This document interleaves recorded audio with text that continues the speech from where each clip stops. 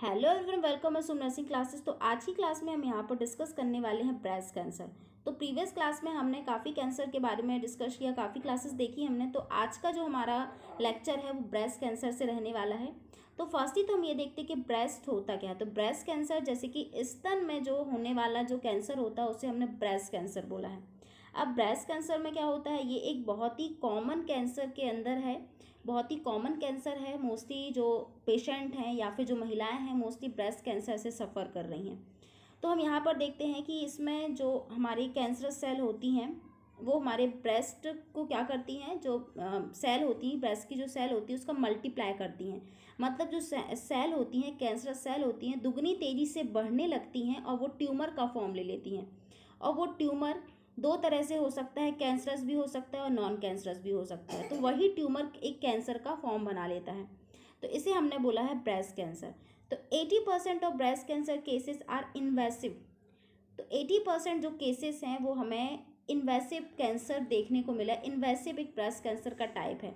तो 80% जो breast cancer है, इन्वेसिव कैंसर हमें देखने को मिला। इसमें क्या होता है, ट्यूमर में spread from your breast to other area of the body. जो ट्यूमर होता है वो ब्रेस्ट को तो अफेक्ट कर ही रहा है। मान लो ये ट्यूमर है, ये ब्रेस्ट को तो अफेक्ट कर ही रहा है, ब्रेस्ट में कैंसर को फैला ही रहा है, लेकिन इसके साथ साथ आसपास के टिश्यू को भी अफेक्ट कर रहा है और आसपास के जो ऑर्गन्स होते हैं बॉडी के अदर पार्ट को भी यहाँ पर अफेक्ट करता है। तो यहाँ पर कैंसर सारी बॉडी में फैलने की संभावना बढ़ जाती है। तो मोस्ट कॉमन जो हमारा यहाँ पर देखने को मिल रहा है ब्रेस्ट कैंसर, वो इन्वेसिव ब्रेस्ट कैंसर देखने को मिलता है। नेक्स्ट हम देखते हैं इसके टाइप्स कौन कौन से होते हैं। तो फर्स्ट तो हमने देखा इन्वेसिव, नेक्स्ट हमने देखा लोब्यूलर ब्रेस्ट कैंसर और थर्ड हमने देखा डक्टल कार्सिनोमा इन सिटू। अब हम यहाँ पर देखते हैं इन्वेसिव डक्टल कार्सिनोमा क्या होता है। इन्वेसिव जो हमारा ब्रेस्ट कैंसर है, इसमें क्या होता है, ये जो जो कैंसर है वो स्टार्ट होता है मिल्क डक्ट से। मिल्क डक्ट मतलब जहाँ से मिल्क का प्रोडक्शन होता है, and spread to nearly breast tissue. और मिल्क डक्ट से स्टार्ट होने के बाद आसपास के टिश्यू में भी क्या होता है, फैल जाता है। It is the most common type of breast cancer in the United State. ये बहुत ही कॉमन कैंसर के अंदर आता है। हमारे यूनाइटेड स्टेट में सबसे ज़्यादा यही कैंसर देखने को मिलता है जो कि इन्वेसिव ब्रेस्ट कैंसर है। इन्वेसिव जो डक्टल कार्सिनोमा जो कैंसर होता है वो ब्रेस्ट कैंसर जैसे कि हमने देखा जो मिल्क डक्ट से स्प्रेड हो रहा है, मतलब मिल्क डक्ट से स्टार्ट हो रहा है और हमारे जो नियरली ब्रेस्ट टिश्यू हैं, जो आसपास के जो टिश्यू हैं उनको भी डैमेज करता है। तो उन वहाँ पर भी कैंसर फैलाता है। जब आसपास के टिश्यू में यहाँ पर कैंसर फैल जाता है तो अदर ऑर्गन्स में फैलने की भी संभावना बढ़ जाती है। नेक्स्ट हम देखते हैं लोब्यूलर ब्रेस्ट कैंसर। अब लोब्यूलर ब्रेस्ट कैंसर में क्या होता है, ये ब्रेस्ट कैंसर भी मिल्क जो प्रोड्यूसिंग ग्लैंड्स होती हैं वहाँ से ही स्टार्ट होता है। देखते हैं, this breast cancer start in the milk producing glands lobules in your breast and often spread to nearly breast tissue. It is the second most common breast cancer in the United State. ये भी एक second cancer का मतलब बोल सकते हैं कि common cancer है। तो ये जो हमारा सेकंड नंबर में आता है, लोब्यूलर ब्रेस्ट कैंसर भी देखने को मिलता है। ये जो हमारे ग्लैंड्स होती हैं, जो लोब्यूल्स होते हैं, वहाँ से स्टार्ट होता है। इन्वेसिव में हमने देखा कि मिल्क डक्ट से स्टार्ट हो रहा है। यहाँ पर हम देख रहे हैं लोब्यूलर जो लोब्यूल्स होते हैं, प्रोड्यूसिंग ग्लैंड्स होती हैं, वहाँ से जो कैंसर है वो स्टार्ट होता है और आसपास के जो ब्रेस्ट के जो टिश्यू हैं वहाँ पर फैल जाता है। तो ये हमने देखा, ये second most common breast cancer के अंदर आता है। नेक्स्ट हम देखते हैं डक्टल कार्सिनोमा इन सिटू। ये थर्ड टाइप है। यहाँ पर देखते हैं डक्टल कार्सिनोमा इन सिटू में क्या होता है, ये एक breast cancer start in your milk ducts. ये भी मिल्क डक्ट से ही स्टार्ट होता है, लेकिन इसकी खासियत ये है कि मिल्क डक्ट से स्टार्ट तो होता है, ब्रेस्ट कैंसर तो होता है, लेकिन does not spread beyond your milk ducts. लेकिन ये मिल्क डक्ट से बाहर फैलता नहीं है। तो ये जस्ट ट्यूमर फॉर्म में ही रहेगा, लेकिन बाहर अदर टिश्यू को डैमेज नहीं करेगा। इसे हम बिनाइन ट्यूमर भी बोल सकते हैं, क्योंकि वो अदर एरिया को नहीं संक्रमित कर रहा है। ओनली जो ट्यूमर है, ओनली उसे ट्यूमर में ही हमें देखने को मिलता है। तो ये डक्टल कार्सिनोमा इन सिटू जो हमारा ट्यूमर है, इसे ट्यूमर को रिमूव करके इजिली बचाया भी जा सकता है अदर ऑर्गन, अदर बॉडी जो हमारे ऑर्गन है वहाँ फैलने से। नेक्स्ट हम देखते हैं स्टेजेस। तो कौन कौन सी स्टेजेस होती हैं। तो ब्रेस्ट कैंसर को यहाँ पर 4 स्टेज में, यहाँ 5 स्टेज में डिवाइड किया है। First stage 0, stage 1, stage 2, stage 3 and stage 4। तो स्टेज 0 से स्टार्ट करते हैं। स्टेज 0 क्या है, तो ये नॉन इन्वेसिव के अंदर आता है। It means that non invasive मतलब has not spread from your breast. Zero stage में क्या होता है, ये मान लो ट्यूमर है, ये छोटा सा यहाँ पर हमें कुछ ट्यूमर्स फॉर्म में देखने को मिल रहा है, लेकिन ये ट्यूमर जो है स्प्रेड नहीं होगा, मतलब अदर ऑर्गन को, अदर टिश्यू को भी स्प्रेड नहीं करे, मतलब यहाँ पर जो कैंसर है वो फैलेगा नहीं। तो ये स्टेज जीरो में आ जाता है। नेक्स्ट हम देखते हैं स्टेज सेकंड। स्टेज सेकंड में क्या होता है, there are cancerous cell in nearby breast tissue. ये क्या होती हैं, ये जो हमारे टिश्यू, मान लो यहाँ पर ट्यूमर हो गया है, ये आसपास की जो एरिया होता है, जो उसके चारों तरफ के जो टिश्यू होते हैं उसको भी अफेक्ट कर देती है, मतलब उनको भी यहाँ पर कैंसरस फॉर्म में कन्वर्ट कर देती है। देखते हैं यहाँ पर tumour size in less than 2 centimetre. जो स्टेज 1 में होता है, जो ट्यूमर होता है 2 सेंटीमीटर से कम देखने को मिलता है, तो ये स्टेज फर्स्ट हो जाती है। नेक्स्ट हम देखते हैं स्टेज सेकंड। तो स्टेज सेकंड में क्या होता है, the cancerous cell have formed a tumour और tumours either smaller than 2 centimetre और 5 सेंटीमीटर भी हमें देखने को मिल सकता है, but hasn't spread under arms lymph nodes. देखते हैं यहाँ पर जो स्टेज सेकंड है, ये इसकी जो ट्यूमर की साइज होती है 2 से 5 सेंटीमीटर यहाँ पर देखने को मिल सकती है। और इसके अलावा ये जो सेकंड स्टेज का जो ट्यूमर होता है, ब्रेस्ट के फैले के अलावा जो अंडर आर्म्स होते हैं, तो जो हमारे लोअर अंडर आर्म्स होते हैं, लिम्फ नोड्स होते हैं, वहाँ पर भी फैल जाते हैं। तो स्टेज सेकंड में हमने देखा ये जिसकी साइज होती है 2 से 5 सेंटीमीटर ट्यूमर की साइज हो जाती है, और इसके अलावा जो एक्सिलरी लिम्फ नोड्स है वहाँ पर भी फैल जाता है। नेक्स्ट हम देखते हैं स्टेज थर्ड। तो स्टेज थर्ड में क्या होता है, there breast cancer is nearby tissue and lymph nodes. Stage third is usually refer to locally advance breast cancer. Third stage में क्या देखा कि ये जो थर्ड स्टेज में हम देख रहे हैं, ब्रेस्ट के जो आसपास का जो ब्रेस्ट के जो टिश्यूज़ हैं उसको भी अफेक्ट कर रहा है, और इसके अलावा जो एक्सिलरी एरिया है वहाँ के लिम्फ नोड्स को भी अफेक्टेड कर रहा है। मतलब लिम्फ नोड्स को अफेक्ट कर रहा है तो आसपास के एरिया को भी अफेक्टेड कर रहा है, तो ये कैंसर जो फैलने लगता है। अब लास्ट जो स्टेज होती है हमारी fourth stage, cancer has spread from your breast to area like your bones, liver, lungs and brain. अब जो फोर्थ स्टेज का जो कैंसर होता है वो डेंजरस फॉर्म हो जाता है, क्योंकि वो ब्रेस्ट जो कैंसर होता है वो पूरी बॉडी में फैलना शुरू हो जाता है, क्योंकि वो लास्ट स्टेज है। तो इस स्टेज में देखिए, अब पिक्चर के हेल्प से देख सकते हैं, ब्रेस्ट के अलावा हमें अलग अलग ऑर्गन्स में भी देखने को मिलता है, जैसे कि लिवर हो जाता है और हमारे लंग्स में भी फैल सकता है। ये तो जो फोर्थ स्टेज का जो कैंसर होता है वो पूरे बॉडी में फैल जाता है, हमारे अदर ऑर्गन्स को भी अफेक्टेड कर देता है। तो ये थी हमारे स्टेजेस। अब हम यहाँ पर देखते हैं कि क्या कारण होता है महिलाओं में सबसे ज़्यादा ब्रेस्ट कैंसर होने का। देखिए, महिलाओं के अलावा पुरुषों में भी ब्रेस्ट कैंसर हो सकता है, ज़रूरी नहीं है कि महिलाओं बस में हो। तो यहाँ पर देखते हैं मेन कारण क्या है। फर्स्ट तो हम देखते हैं एज। अगर ओवर एज हो जाती है, मान लो 55 के अबव हो जाती है, तो एक ये भी रीज़न हो सकता है। यहाँ पर जेंडर भी डिपेंड करता है, जैसे कि सेक्स में हम यहाँ देखते हैं कि फीमेल्स को सबसे ज़्यादा देखने को मिलता है। नेक्स्ट फैमिली हिस्ट्री, अगर किसी फैमिली मेम्बर को पहले था या हमारे किसी फैमिली मेम्बर को कैंसर था तो ब्रेस्ट कैंसर होने की संभावना हो सकती है। जेनेटिक्स भी हो सकता है, स्मोकिंग करने के कारण भी, अगर गुटखा तंबाकू स्मोकिंग कर रहे हैं तो इस कारण से भी ब्रेस्ट कैंसर हो सकता है। हैविंग ओबिसिटी, अगर मोटापा है, ज़्यादा मोटापा है तो मोटापे के कारण भी कैंसर फॉर्म हो सकता है। इसके अलावा अल्कोहल, अगर एक्सेसिव अमाउंट में अल्कोहल शराब का सेवन किया जा रहा है तो ये भी एक रीज़न है कि ब्रेस्ट कैंसर हो सकता है। नेक्स्ट हम देखते हैं रेडिएशन एक्सपोजर। अब देखिए, रेडिएशन एक्सपोजर क्या होता है। रेडिएशन एक्सपोजर का मतलब, मान लो अगर कोई पेशेंट बार बार एक्सरा करवाता है, बार बार सीटी स्कैन करवाता है या फिर बार बार एमआरआई करवाता है, तो उस कारण से पर्टिकुलर जो एरिया होता है ना, वो वहाँ पर रेडिएशन के कारण वो सेल्स जो होती हैं वो मर जाती हैं, मतलब जो सेल्स होती है वो डैमेज हो जाती है, तो उस कारण से भी कैंसर हो सकता है। नेक्स्ट हम देखते हैं हार्मोन रिप्लेसमेंट थेरेपी।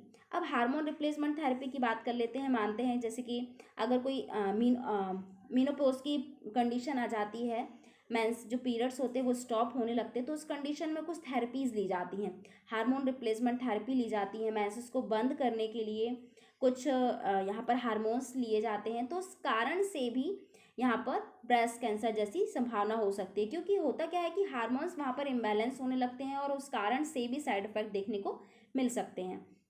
तो ये कुछ हमारे कॉजेस हो जाते हैं। इसके अलावा देखते हैं लेट चाइल्ड बेयरिंग। अगर आप अगर कोई लेडी क्या कर रही है, लेट 30 के बाद अगर बेबी कंसीव कर रही है या फिर ओवर एज होने के बाद बेबी को कंसीव कर रही है, तो भी यहाँ पर ये संभावना हो सकती है। नेक्स्ट हम देखते हैं यहाँ पर अर्ली मेंसुरेशन और लेट मीनोपॉज। अर्ली मेंसुरेशन, अगर किसी फीमेल का जल्दी यहाँ पर मेंसेस स्टार्ट हो जाता है, मान लो जो नॉर्मल जो एज होती है वो 13 से 14 ईयर होती है, लेकिन अगर किसी बच्ची का 9 एज में या फिर 8 एज में या फिर 10 एज में अगर मेंसेस स्टार्ट हो जाता है, तो उस कारण से भी बाद में फ्यूचर में ब्रेस्ट कैंसर जैसी संभावना देखने को मिल सकती है। इसके अलावा लेट मेंसुरेशन, यहाँ पर लेट मीनोपॉज, अगर किसी लेडी का मान लो जो एक एज होती है 45 से 50 एज होती है मेंसेस स्टॉप होने की, लेकिन अगर मेंसेस 45 से मान लो 50 से 60 या फिर 65 तक पहुंच जाती है, फिर भी मेंसेस स्टार्ट नहीं हो रहा है, तो वो भी एक कारण हो सकता है कि इस कारण से ब्रेस्ट कैंसर के अलावा ओवरी कैंसर जैसी समस्या भी देखने को मिल सकती है। तो ये कुछ हमारे कारण हो जाते हैं कि इन कारण से हमें देखने को मिल सकता है। इसके अलावा यहाँ पर देखते हैं कि जो prolong use of oral contraceptive, अगर कोई लेडी ओरल कॉन्ट्रासेप्टिव का यूज़ कर रही है, फिल्स का यूज़ कर रही है कि बेबी ना हो, तो उस कारण से भी अगर कंटिन्यू ओरल फिल्स का यूज़ कर रहे हैं तो भी ये समस्या हो सकती है। इसके अलावा इंक्रीज ब्रेस्ट डेंसिटी, अगर किसी के ब्रेस्ट की डेंसिटी ज़्यादा है, डेंसिटी मतलब जैसे कि कुछ जो फीमेल्स होती हैं ब्रेस्ट एकदम लटके हुए देखने को मिलते हैं, इनलार्ज देखने को मिलते हैं, तो उस डेंसिटी के कारण भी यहाँ पर ब्रेस्ट कैंसर होने की संभावना हो सकती है। तो ये हमारे कुछ कारण थे जो कि बहुत ही इंपॉर्टेंट है। नेक्स्ट हम यहाँ पर देखेंगे कि क्या क्या लक्षण होते हैं, अगर ब्रेस्ट कैंसर किसी को हो रहा है तो क्या क्या लक्षण दिखना शुरू हो जाते हैं या फिर हम कैसे ऑब्जर्व कर सकते हैं। फर्स्टली तो हम अगर ऑब्जर्व करना चाहते हैं तो सेल्फ ब्रेस्ट एग्जामिनेशन भी होता है, उसकी क्लास अलग से बताऊंगी कि ब्रेस्ट सेल्फ एग्जामिनेशन क्या होता है, कि हम घर पर भी एग्जामिनेशन कर सकते हैं। फर्स्टली तो हम यहाँ पर देखते हैं कि इसके लक्षण क्या क्या होते हैं। तो फर्स्टली देखते हैं जो चेंज इन साइज, शेप और काउंटर, जो ब्रेस्ट होता है, स्तन होता है, उसका साइज और शेप दोनों ही चेंज होने लगता है और काउंटर भी चेंज होने लगता है, तो कलर भी चेंज देखने को मिलता है। और इसके अलावा अदर जो सिम्टम है, मास ऑफ लंप, जैसे कि मास ऑफ लंप की बात कर लेते हैं, आप यहाँ पिक्चर में देख पा रहे हैं, ये जो लंप हमें देखने को मिलता है, कुछ यहाँ कुछ इस तरह से लंप्स देखने को मिलते हैं, जो आसपास का जो ब्रेस्ट होता है वहाँ पर लंप्स मतलब पिंपल्स टाइप का देखने को मिलता है, वो स्किन जो थोड़ी सी लूज होने लगती है, तो यहाँ पर हमें लम्प्स ऑफ द ब्रेस्ट में देखने को मिलता है। इसके अलावा यहाँ पर विच माई फील एंड जैसे कि एक पीज मटर की संरचना के समान वो लम्प्स देखने को मिलता है, फील करने पर ऐसा लगेगा कि मटर जैसे कि मटर हो, तो मटर के जैसे हमें फील होगा। नेक्स्ट हम देखते हैं a lump of thickening in a near your breast और in your underarms and persist हो योर मेंसेस साइकिल। तो जब आपकी मेंस्ट्रुअल साइकिल चलेगी, जब आपकी पीरियड्स चलेंगे, तो उस टाइम पर जो आपकी जो ब्रेस्ट है, अंडर आर्म्स है, वहाँ पर लंप देखने को मिलेगा। तो मेंस्ट्रुअल टाइम पर जब आपका पीरियड्स चल रहा होगा, तो उस टाइम पर ब्रेस्ट में या फिर जो अंडर आर्म्स होते हैं, लोअर अंडर आर्म्स, वहाँ पर आपको लोअर अंडर आर्म्स में यहाँ पर देख लेते हैं, ये जो लोअर अंडर आर्म्स होते हैं, जैसे कि यहाँ पर हम मान लेते हैं, तो यहाँ पर हमें लम्प्स देखने को मिलेगा, लम्प्स जैसा फील होगा ओनली मेंस्ट्रुअल साइकिल के टाइम पर। तो ये एक नेक्स्ट सिम्टम हो जाता है। नेक्स्ट हम देखते हैं dimple, puckers and scaly of inflamed, it may look red, purple और darker than other part of the breast. अब डिम्पल जैसे कि लाइक जैसे फेस में कुछ पिंपल्स हो जाते हैं, या फिर वहाँ ब्रेस्ट वाला एरिया, जो निप्पल वाला एरिया होता है, वो स्वेल देखने को मिलेगा, मतलब इन्फ्लामेशन देखने को मिलेगा, या फिर रेड जो नॉर्मल कलर देखने को मिलता है, जो उसका टेक्सचर होता है उससे अलग देखने को मिलेगा, या फिर लाल कलर का देखने को मिलेगा, या फिर पर्पल कलर का, या फिर मतलब ब्रेस्ट जो पार्ट है वो कलर भी चेंज हो जाएगा, नॉर्मल से एबनॉर्मल देखने को मिलेगा। तो ये हमारे कुछ अदर सिम्टम हो जाते हैं। इसके अलावा हम देखते हैं a marble like harden area under your skin. अब मान लो यहाँ पर जहाँ पर देखा है मार्बल लाइक, जिस तरह से एक टॉल्स का एग्जाम्पल दिया है कि टॉल्स के जैसे जो ब्रेस्ट होता है वो कड़क हो जाता है, तो वो जो अगर ट्यूमर हुआ है या फिर वहाँ पर कैंसर फॉर्म हो रहा है, तो जो हमारा एरिया है, जो स्किन वाला है, जो स्किनी एरिया है, वो कड़क हो जाएगा। नेक्स्ट हम देखते हैं blood stain and clear flow discharge from your nipples. Nipple से डिस्चार्ज भी होने लगेगा, ब्लड के साथ भी डिस्चार्ज हो सकता है, या फिर वाइट डिस्चार्ज भी देखने को मिल सकता है। फ्लूइड मतलब फ्लूइड भी वहाँ पर डिस्चार्ज हो सकता है, जैसे कि यहाँ पर देख पा रहे हैं हम। यहाँ पर देखते हैं ब्लडी डिस्चार्ज, तो निपल्स में से ब्लड का डिस्चार्ज होगा, खून का स्त्राव होगा, या फिर जो हमारे ब्रेस्ट होते हैं वो बहुत ज़्यादा पेन होगा। इसके अलावा देखते हैं चेंज इन ब्रेस्ट कलर, तो हमें देख लिया। पुल्ड इन निपल्स, जो निपल्स होती है वो पुल देखने को मिलेगी, मतलब पुल्ड देखने को मिलेगी। इसके अलावा जो हमारे जो ब्रेस्ट होते हैं, ब्रेस्ट स्किन होती है, पिटिंग देखने को मिलेगी। पिटिंग बोले तो जैसे कि रैसेस टाइप से हमें देखने को मिलेगा, जैसे कि आप यहाँ पिक्चर में देख पा रहे हैं। तो ये हमारे सिम्टम्स हो जाते हैं कि अगर ब्रेस्ट कैंसर अगर किसी फीमेल को होता है तो क्या क्या लक्षण देखने को मिल सकते हैं। फीमेल को नहीं, ये मेल को भी हो सकता है, लेकिन मेल में बहुत ही कम चांसेस होते हैं ब्रेस्ट कैंसर होने के। नेक्स्ट हम देखते हैं डायग्नोसिस। अब डायग्नोसिस क्या क्या करेंगे, तो फर्स्ट तो डायग्नोसिस ब्रेस्ट अल्ट्रासाउंड करेंगे, कि वहाँ पर उसका अल्ट्रासाउंड करेंगे, पता चल जाए कि ट्यूमर का फॉर्म कितना हुआ है, ट्यूमर कितनी साइज है उसकी, उससे स्टेज का पता कर पाते हैं। एमआरआई स्कैन, तो एमआरआई भी जो हमारा ब्रेस्ट मैग्नेटिक जो हमारा है, तो इससे हमारी प्रॉपर इमेज समझ में आती है कि जो ट्यूमर है उस कितना रेशियो है, कितने सेंटीमीटर बड़ा हुआ है, इससे जबकि कि हम प्रॉपर उसको विजुलाइज कर सकते हैं कि जो ट्यूमर है कितना बढ़ चुका है।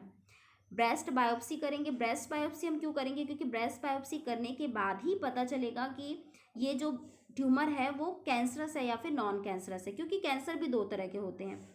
तो ब्रेस्ट बायोप्सी से ही पता चलता है कि ये कैंसर है या नहीं है। नेक्स्ट हम देखते हैं immunohistochemistry test check from hormone receptor.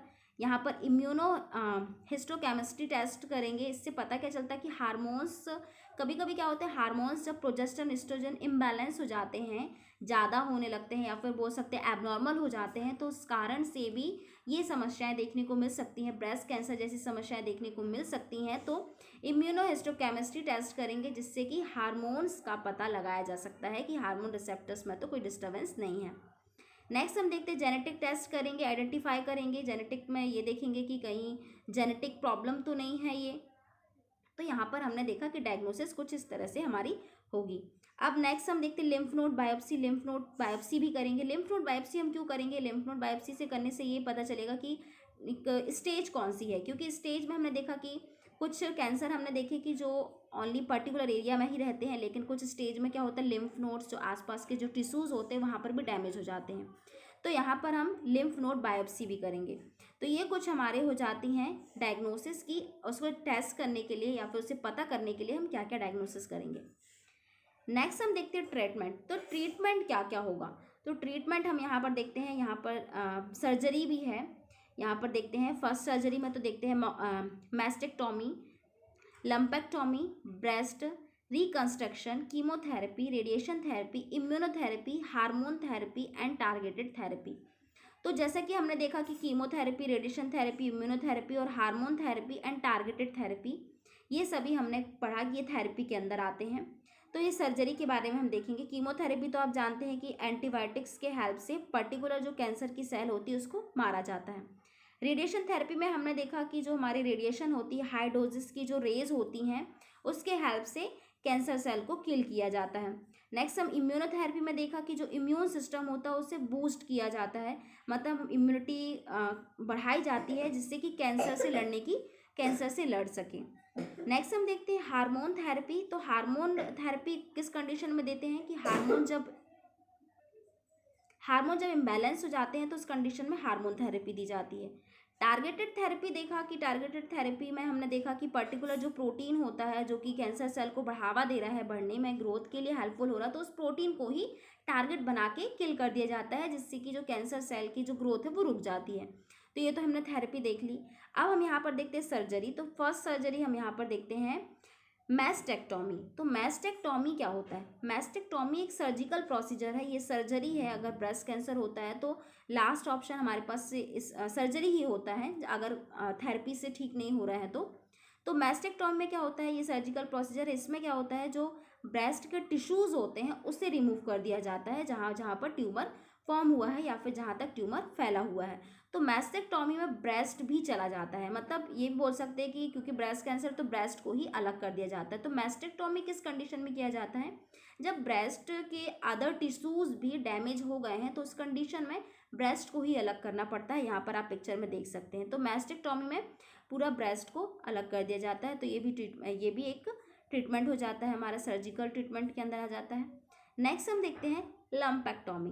Lumpectomy भी एक सर्जरी है, ब्रेस्ट कैंसर का ट्रीटमेंट है, कॉमन ट्रीटमेंट है। तो जिसे मैस्टेक्टोमी नहीं पसंद है, मान लो मैस्टेक्टोमी के नहीं एग्री है, तो उस कंडीशन में जो हमारे लम्पेक्टोमी किया जाता है, इसमें ओनली जो कैंसर सेल होती है उसे ही अलग किया जाता है। तो ओनली कैंसर सेल को अलग यहाँ पर देख रहे हैं, जैसे कि लम्पेक्टोमी में ब्रेस्ट का यहाँ पर कुछ भी नहीं गया है, मतलब ब्रेस्ट नहीं सर्जरी से नहीं काटा गया है, ओनली जो कैंसर सेल है उसे ही रिमूव किया गया है। तो लम्पेक्टोमी और मैस्टेक्टोमी में डिफरेंस ये है कि मैस्टेक्टोमी में पूरा ब्रेस्ट को अलग करना होता है, और यहाँ पर देखते हैं लम्पेक्टोमी में यहाँ पर ओनली जो कैंसर सेल होती हैं, जो हमारी कैंसर सेल होती है उसे रिमूव कर दिया जाता है। तो ये हमारी हो जाती है लम्पेक्टोमी। नेक्स्ट हम देखते हैं ब्रेस्ट रिकंस्ट्रक्शन। तो ब्रेस्ट रिकंस्ट्रक्शन क्या होता है? Breast reconstruction is surgery to recreate breast after a mastectomy. जैसा कि हमने देखा कि मैस्टेक्टोमी में क्या देखा, ब्रेस्ट ही रिमूव हो जाता है, तो उससे मैस्टेक्टोमी की कंडीशन में होता क्या है कि जो क्योंकि ब्रेस्ट ही रिमूव हो गया है तो ब्रेस्ट नहीं रहते हैं, तो उस कंडीशन में ब्रेस्ट रिकंस्ट्रक्शन किया जाता है, आर्टिफिशियल ब्रेस्ट लगाए जाते हैं, मतलब ब्रेस्ट इम्प्लांट किया जाता है। तो यहाँ देखते हैं these are several type of breast reconstruction, some techniques use implant, other use tissue from your body such as belly और फ्रॉम ब्रेस्ट। अब देखिए जो हमारे जैसे कि ब्रेस्ट कंस्ट्रक्शन देखा, मैस्टेक्टोमी के दौरान ब्रेस्ट नहीं रहा, ब्रेस्ट अलग हो गया है, तो उस कंडीशन में आर्टिफिशियल ब्रेस्ट लगाया जाता है, मतलब कुछ टेक्निक्स से इम्प्लांट्स का यूज़ किया जाता है। अब कुछ जो सिलिकॉन के जो ब्रेस्ट होते हैं आर्टिफिशियल, महिलाएं उसे भी यूज़ कर लेती हैं, आर्टिफिशियल उसे कर लेती हैं, मतलब यूज़ कर लेती हैं। नेक्स्ट हम देखते हैं इसके अलावा जो हमारे कुछ टिश्यूज़ होते हैं, जैसे कि हमारे बेली टिश्यू हो गया, पेट का जो टिश्यू हो गया, या फिर जहाँ तो इस तरह के जो टिश्यूज़ होते हैं उसको उनके हेल्प से भी ब्रेस्ट को वहाँ पर प्रॉपर सर्जरी के हेल्प से इम्प्लांट किया जा सकता है। तो ये ब्रेस्ट रिकंस्ट्रक्शन में हम ये बोल सकते हैं कि जो ब्रेस्ट कट चुका है या फिर उस एरिया में वहाँ पर दोबारा से ब्रेस्ट को सर्जरी के हेल्प से इम्प्लांट करना, ये हमारा ब्रेस्ट रिकंस्ट्रक्शन में आ जाता है। तो ये था आज की क्लास में, हमने देखा ब्रेस्ट कैंसर के बारे में जानकारी ली। तो ये हमारी कुछ सर्जरीज थी और हमने देखा कि थेरेपी।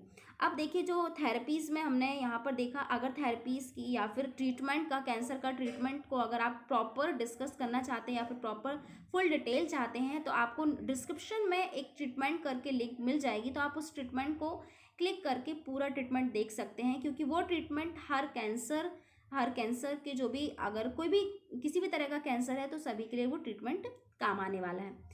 तो आई होप कि आपको इस क्लास में ब्रेस्ट कैंसर से रिलेटेड जानकारी मिल गई होगी। So thank you so much for watching my videos.